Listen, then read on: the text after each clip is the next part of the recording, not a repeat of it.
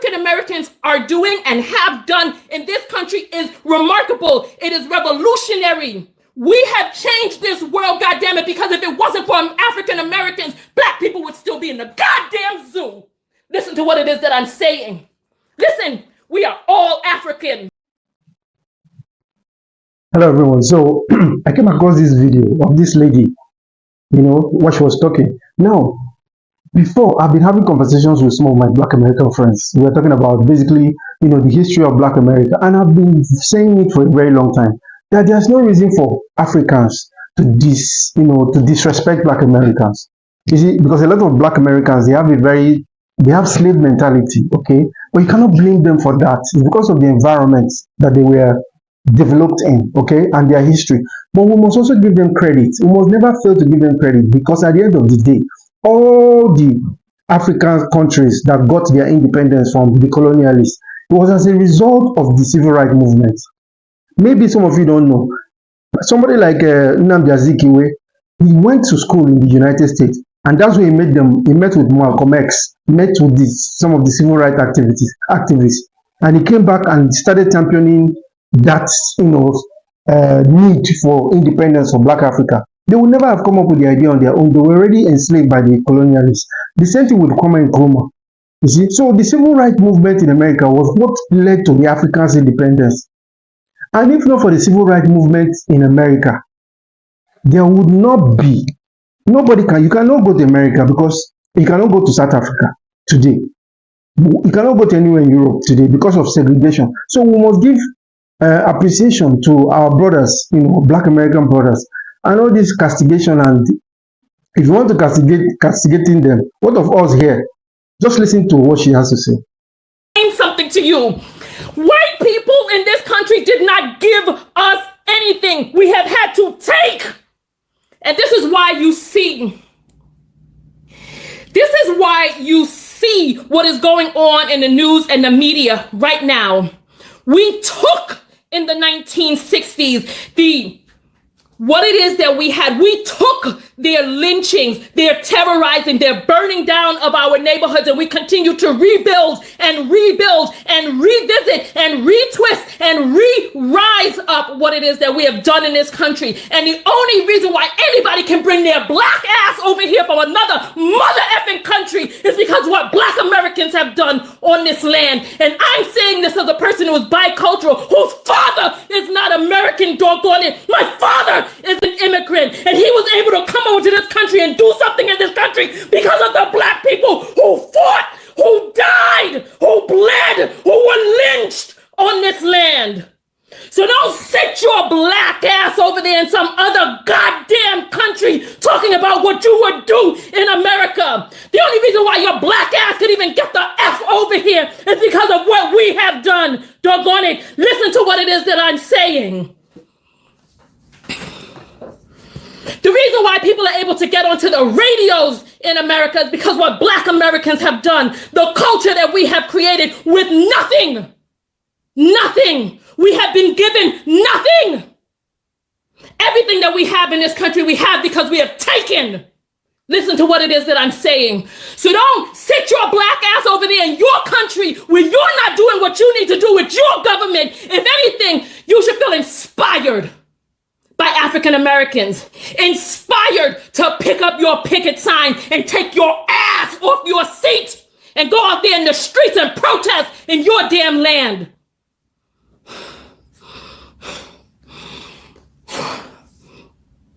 Listen to what it is that I'm saying, because I was over there in Nigeria.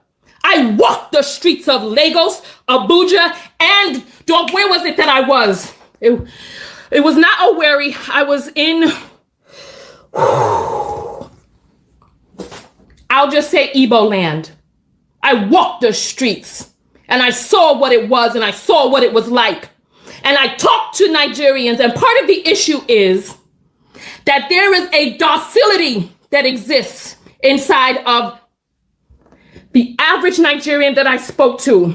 Had a complacency and a docility that exists in there when it comes to their government. And then, right,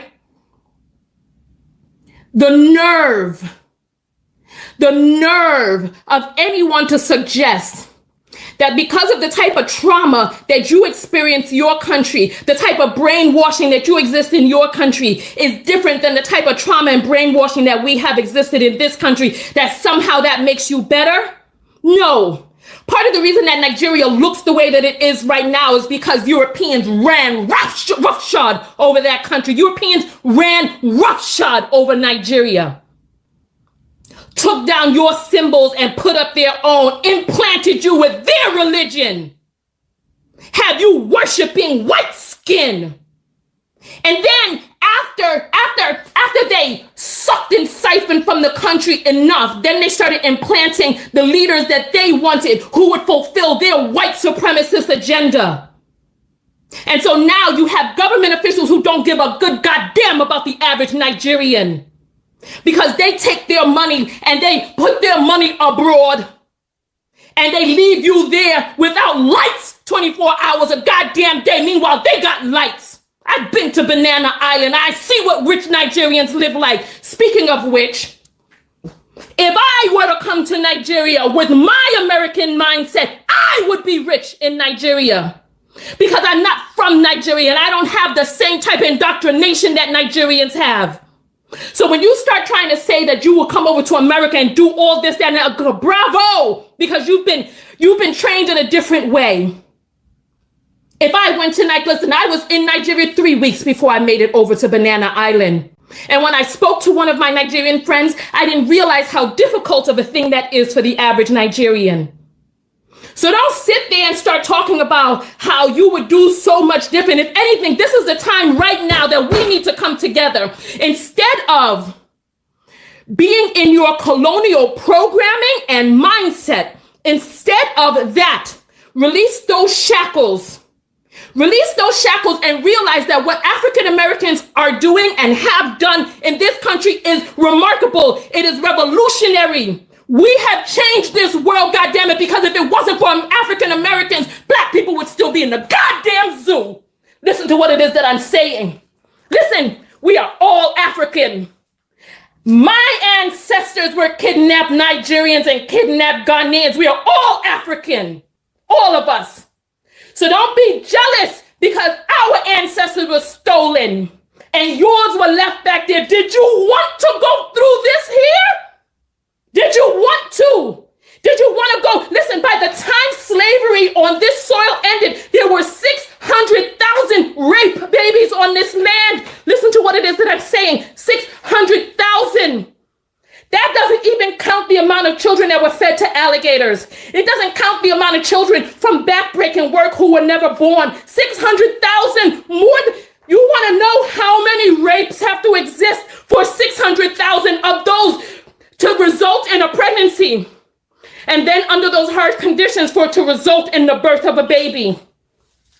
You want to know how many rapes had to take place? Listen, don't be jealous because of what it is that we have done. I have a blue passport because my family was born on this godforsaken land. And I am going to get everything that is due by my birthright of this nation, me. But I'm not going to discount the experience of another person who is more mentally enslaved than I am. I speak about this all the time. And you all know, listen, I love my Nigerian people. I do. Like I said, I'm genetically Nigerian. You look at my father, you see an Igbo man. However, my father was not born and raised on this funky land. He was not born and raised in the mental slavery, the drudgeons thereof that have enslaved mentally the people who are on this land. Some of them, because many of them have risen to be able to get us the level of human rights that we have now. And still, every 20 to 30 hours, a black person is murdered by the police in this country. And then you see we got effing vigilantes out there killing black people too. Karens harassing us when we just try to live. We got your bubbas and your rednecks hunting us down when we try to jog and exercise. We got hooded men who came by, poured gasoline on the things that we have built and burnt them to the ground. And we got more hooded men who put on badges every day, gavels in their hand, scalpels in their fingers, and steering wheels in their palms. We have policymakers in this country whose forefathers wore hoods and them who still have the hooded heart. And when I say hooded, I'm talking about the Klan, baby. Listen to what it is that I'm saying. So no, don't sit over there in some foreign land talking about what it is that you would do in America, because if you were born on this land entrenched in the funk and the foulness that exists on this land, you would be just as mentally enslaved, just as mentally entrained as the people who are here. So don't think that because your trauma is different than ours, that there's something better about your trauma. Because if anything, just the mere fact that you even dream, that you salivate of going to another land, shows and tells that there's something going on yours that needs to be fixed. So rather than going off and talking about all of the things that you would do in America, please do them in Nigeria. Fix your government, rise up, do whatever it is that you need to do on your land. It's time that we came together, and it's like there's so many people out there who are puppets and arbiters for white supremacy, puppeting racist ideals and racist ideas that they've been taught by the supremacist regime. And part of the issue is, and I'm going to say this and then I'm going to get out. I'm going to say this and then I'm going to jump off the video.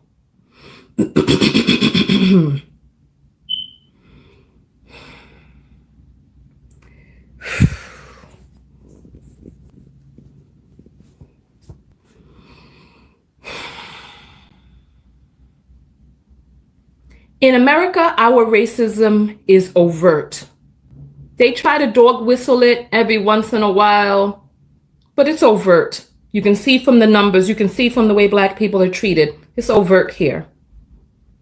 Where colonialism existed, it's insidious and it's silent. You don't really know that it's there, but you know, it's like you feel like the frog in the water, where the heat is turning up slowly. You don't know what it is, but you're feeling uncomfortable. So that it's so much easier for you to sit on the internet and talk about what you would do in America, fantasizing about the rights and the privileges that have been gained off the backs of the same people that you disrespect, rather than getting up off your ass and doing that in your own land.